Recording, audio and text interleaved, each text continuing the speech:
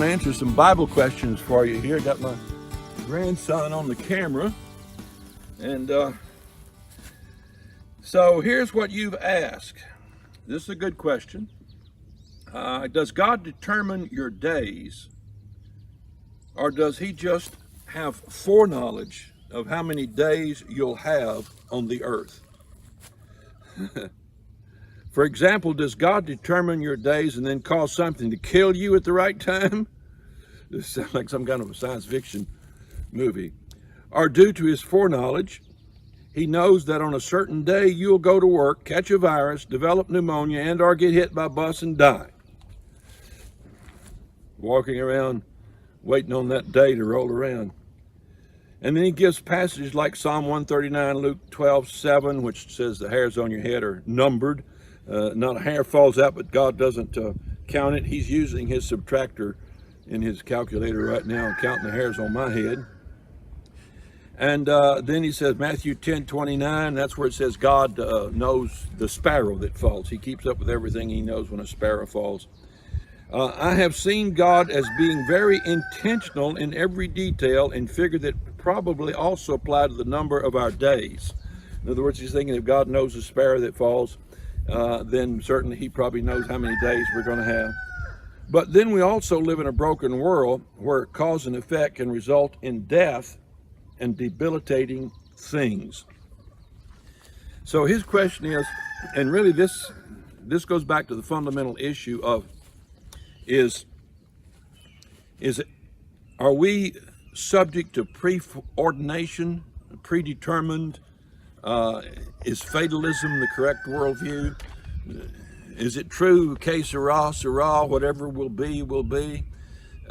Everybody in the world, religious and unreligious alike, just about believes the basic Calvinist tenet. I used to work with the military guys, and they were heading off to Vietnam when we were working with them. And the guys would say, you can't die until the bullet is fired with your name on it. And so some of them would come back from Vietnam and they'd tell about how they reached a point where they just didn't duck for cover anymore because they knew it was futile. You can be ducked in a hole and something drop on you and kill you, or be in your mess hall eating and a stray bullet come in and hit you. So they got to where bullets are flying, and I can't die till the bullet's fired, it's got my name on it. I think all the bullets have got my name on them, and I'm going to act that way. So he wants to know, is it true? Does God have an appointed day and you can't die before that day? Now, if that's true, think about it. If it's the appointed day and you can't die before that day, there'd be some people decide to commit suicide, jump off of a bridge 200 foot, hit the water without any pain at all, and they can't swim, and suddenly they get transported to the bank, and they say, I don't know why I couldn't die. Well, it's not your time.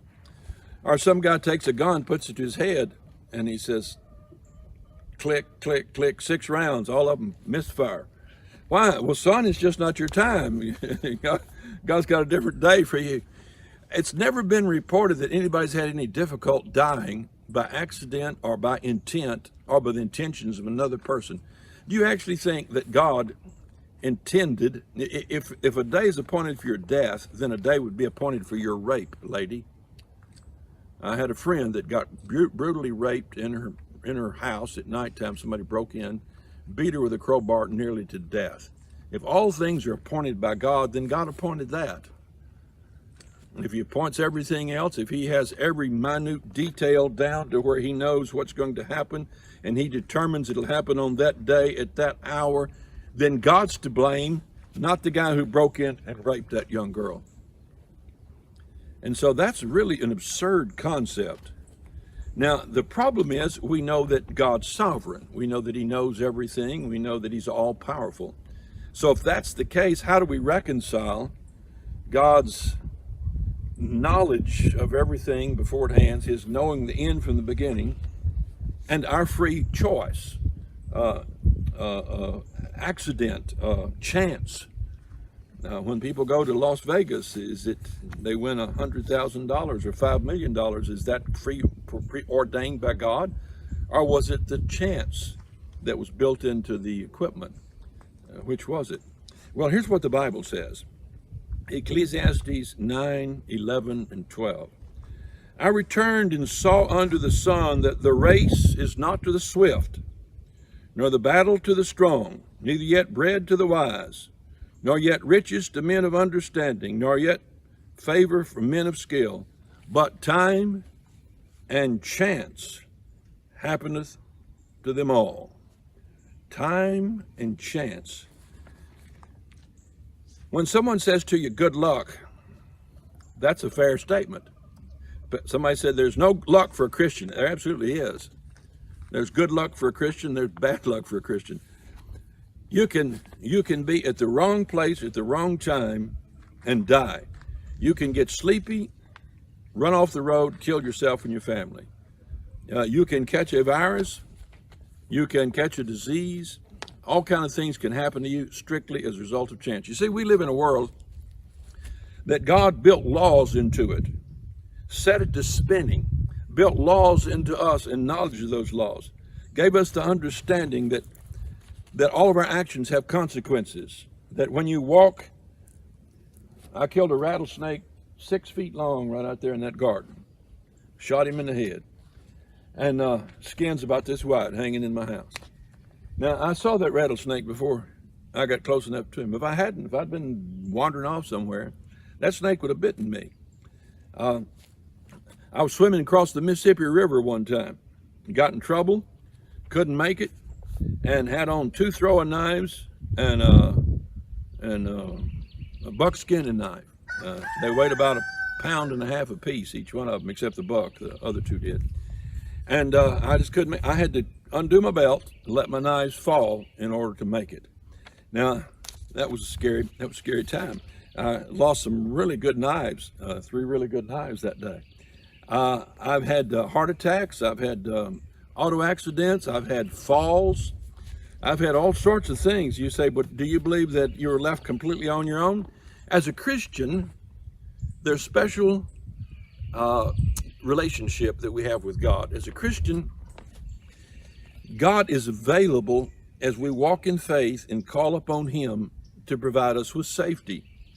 Now, it's not a guarantee, because we're all going to die. I mean, if we could just ask, I don't want to die, okay? Christians would live forever. And I'm 74, I don't want to die. I'm ready to die, but I've got a lot of things I want to do. A lot of things I want to do. I want to see my grandkid. I want to see that kid right over there grow up and get married. At the rate he's gone, he'll have to live another 20 years. But I want to see my gardens produce year after year. I want to go fishing. I want to do a lot of things. I want to read the Bible again and more. And I want to teach you. So I don't want to die, but I'm going to die. It's appointed unto man wants to die, not the time, but just the fact. And after that, the judgment. Now, we're subject to natural law. The law of gravity, law of disease, so forth. And we're subject to the whims of other people, their carelessness. All those things happen to us. But God can intervene, and He does. I feel like several times in life, God has supernaturally intervened and kept me alive. And I thank Him for that. Will He do that forever? No, He won't do it forever, but I feel like He has. Now, you have a right to call upon God, and as Hezekiah, I think it was, prayed, God says, your time to die, you're going to die. He prayed, turned his face to the wall, cried, said, give me some more. And God gave him 15 more years beyond when he was going to die. So he actually talked God into changing his death date by praying. So you can change everything by praying and by being careful, by walking in faith, and being wise in all that you do. So how do we reconcile the sovereignty of God and the freedom of man?